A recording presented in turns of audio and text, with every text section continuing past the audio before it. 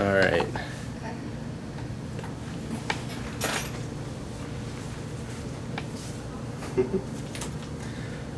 Never do today what you can do tomorrow. Go west, young man. And the rule of my life is to make business a pleasure and pleasure my business.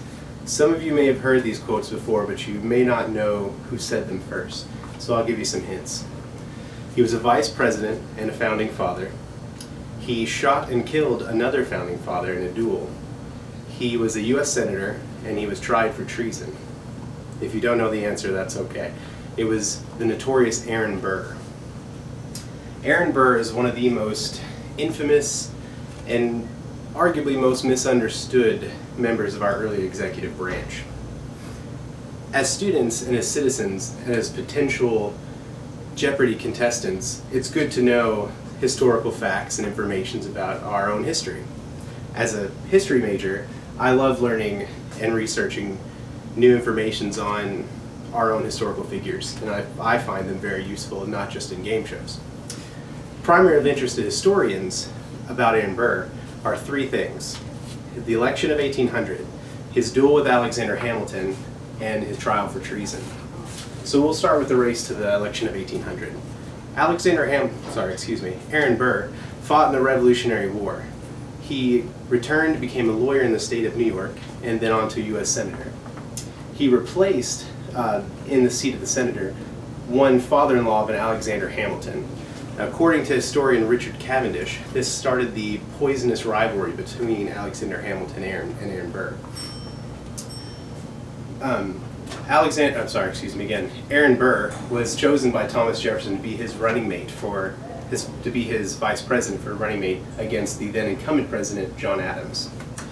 Due to a confusion in the Electoral College, Burr and Jefferson actually came to a tie for president.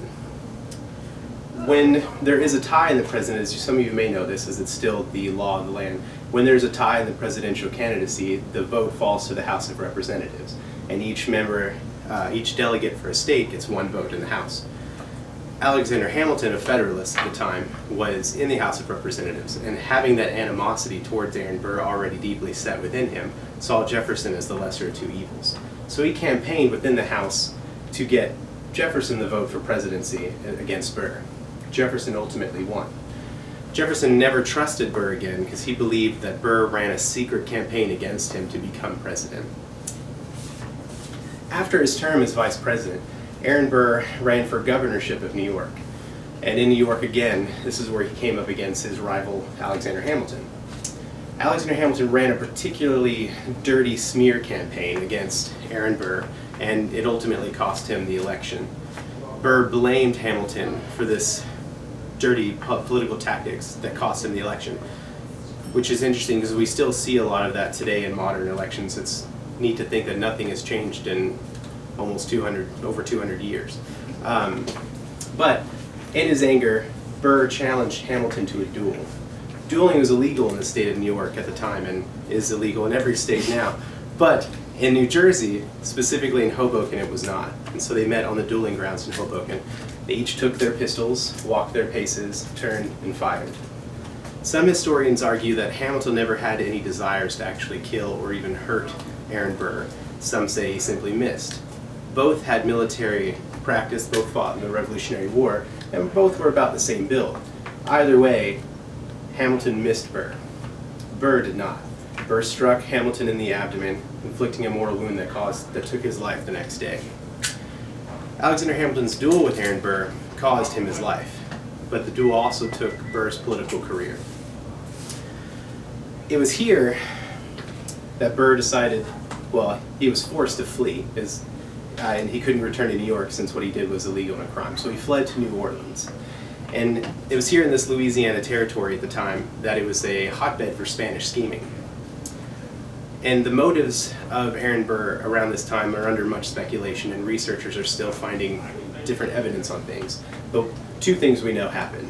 One, he joined up with the General Wilkinson of the Continental Army and planned a Spanish invasion into the U.S. state.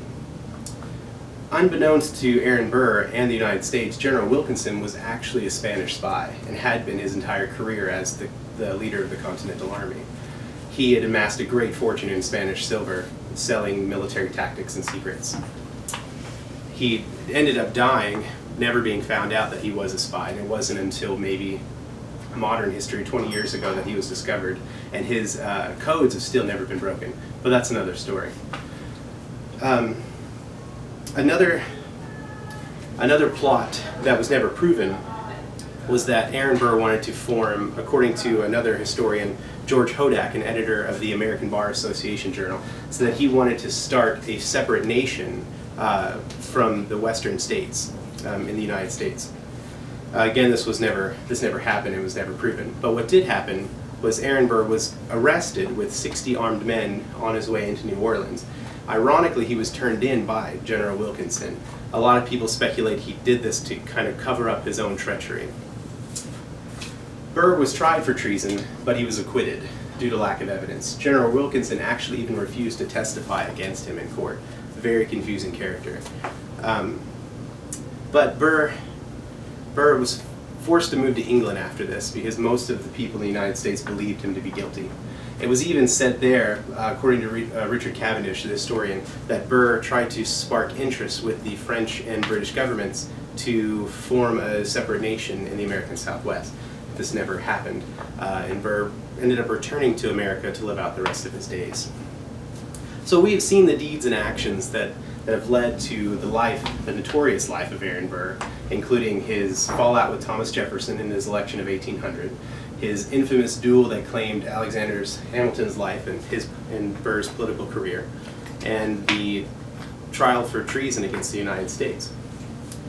So you could take this information and you can impress a professor, you can impress a friend, or you can recall the information when a friend phones you from Who Wants to Be a Millionaire, or you could tell Alex Trebek yourself when you're on Jeopardy! Either way, it's useful information in one way or another.